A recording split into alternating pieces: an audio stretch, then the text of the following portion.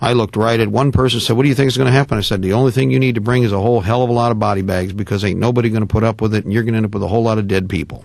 So you're the ones who are going to be at fault for starting this thing, not us, because nobody's going to put up with this anymore. And that did not happen in a vacuum. That started in 1988 with the ATF, in a series of abuses that went on for 5 years before Ruby Ridge, where they killed women, they killed men, they attacked people. Ruby Ridge didn't setting happen. precedents, trial balloons. Progressively moving forward so that by the time they're done, in the year 1993, everybody saw Waco on national television. And Waco was a progressive, cascading, was the culmination of 5 to 6 years of ongoing abuses. Now their logic was, I'll keep pressing, I'll keep pressing. After all, you'll have to acquiesce, you'll have to acquiesce. And they were looking to show I think they were looking to start a fight. No, they were looking to show you that they could kick rumpus and take names. And the logic there was to also puff up the infantry that are doing the job, because give them a few victories shooting up churches. Secret police have to. I mean, they got to have blood. They have no spine. They're cowards. Okay, it's just like you see here. Popping a guy on a bike with 3 guys with a car or 2 guys with a car is nothing to me. That shows me that you're dealing with a pea brain and a thug. Okay. When you attack a church with grandmas, grandpas, women, and children and all the working men away, that's what savages do. They wait till the men were in the field, and then they attack the fortress, or they attack the town. The Indians would always attack when the men were in the fields or working, because they'd be away from the treasure. That's exactly what the savages did at Waco, the exact same way. And everybody saw it on national television, and it still failed, because what it did is it demonstrated what we tried to explain to everybody behind the scenes long before I did American Peril. Now, the same thing is true now. It's going to be the same scenario. At some point, they're going to be stupid. Now, if they're smart, they're going to back off, and they're going to sit down and maybe do the right thing. What's going to change that is all these people that are listening saying, I saw what you did, and I know who you are. You're not doing it in a vacuum. You're not doing it in isolation. Millions of people know. Tens of millions of people know. Here's the thing. What do you have in your hand? It's from England. Not just Americans know. All of the thinking world knows. The enemy is in trouble because of that, because it's not a line to say. No, all of this puffing and blustering and black uniforms and festooned with medals is an attempt to intimidate, like a beaten wife, back into submission. One of the things I have is a pair of scissors I carry in my combat equipment. You know what it's for? I'm looking to try and get at least one of every one of the 3-letter alphabet soup patches off each uniform of the ones we've shot, because it looks really good on the wall next to the rifles and the hats you've taken, especially the ones with the blood stains. War trophies are a fun thing. Americans are notorious for that. Okay? That's the attitude everybody has to have, not this, oh my goodness, no, I'm not. You know what? Look at that. See that one there? You know what, Alex? I think he's wearing a 10.5 size boot, and mine are getting kind of tired. I'll beat you to him. Boom. Koernke, you're something else. And that's the attitude everybody's got to have. And then again, the other side will think, because they're cowards. They are not brave people. To beat up on Alex by himself on a road in a dark alley, or anybody that we know, that's not an act of a man one-on-one. That's the act of cowards who, of course, work in packs when they have to deal with free men and women who stand the line. And in the light of day. Well, I do want people to know they have strength and power, and the enemy is weak. That's right. That's what they do. And we need to pray for peace, prepare for war, and we need to prepare to protect our families, because there's no doubt this government is completely illegitimate and completely criminal. At least be ready to feed yourself and Mark, take care of yourself. I have to say that you have a lot of courage to say the things you say.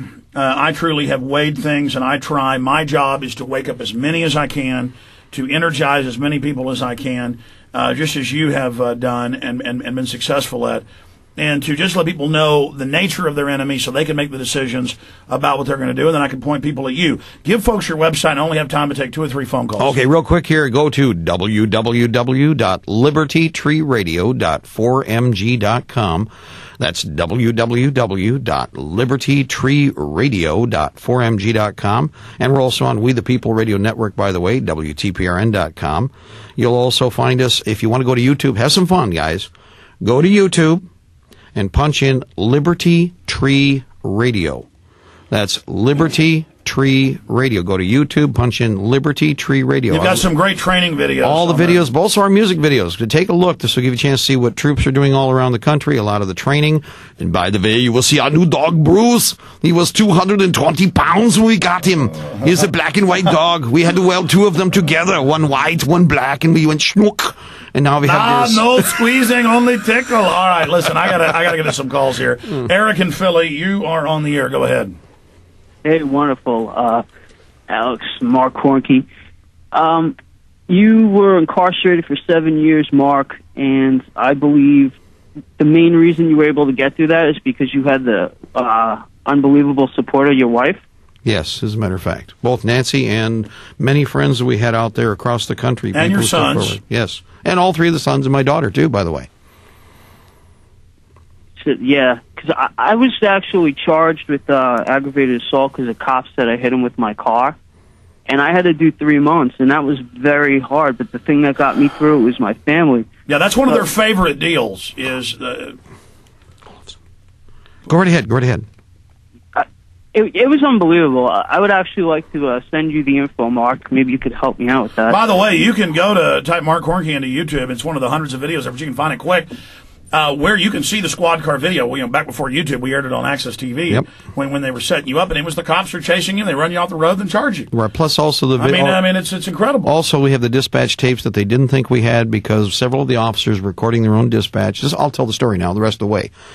We had the police officers who knew this was wrong, did not want to be part of it. What they did is they had recorded everything. Well, the sheriff's deputy, the first one following you, says, "Why are we following Mark Koernke?" Well, we're looking for a bank robber. What are we following Mark Koernke for? And immediately they said, go to cell phone. Yeah. And they were on what is called the command frequency, which is isolated from the dispatch frequency, so command can talk in an And then isolated people form. ask, why didn't you stop the car? You had your son with you. Well, I had two of my sons with me. I got them out of the car is what I did because it was obvious. At a given point, it became very obvious that they were going to try. In fact, it was said later in the courtroom. Because you noticed that morning you were being followed and things, so you didn't know what they were planning with your sons. Right. There was something else going on. The whole thing, in a nutshell, is the incident itself was orchestrated from beginning to end. One of the things that came out on the 911 tape is the call from the bank.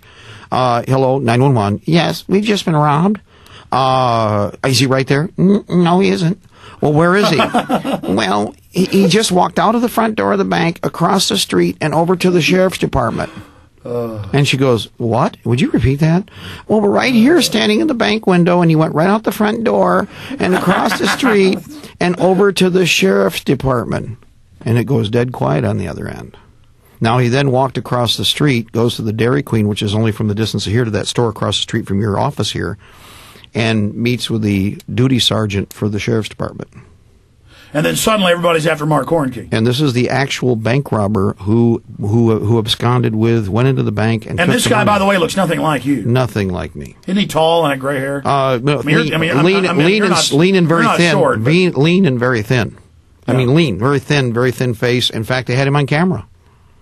They knew because they had the cameras. The bank is all camered up. They had the feeds right there, even as they were. And the sheriff's deputy's on tape going, "Why are we following Mark Koernke?" Exactly. So the other thing about then other cops show up and run you off the road. Right. Real quick here, if you'd like to send something to me, PBN, P.O. Box 194, Dexter, Michigan 48130. That way, if you need to send any packets or anything, PBN, P.O. Box 194, Dexter, Michigan 48130. Right. Sound good? Take it. Yeah, well, I got to give each caller a minute. Alex.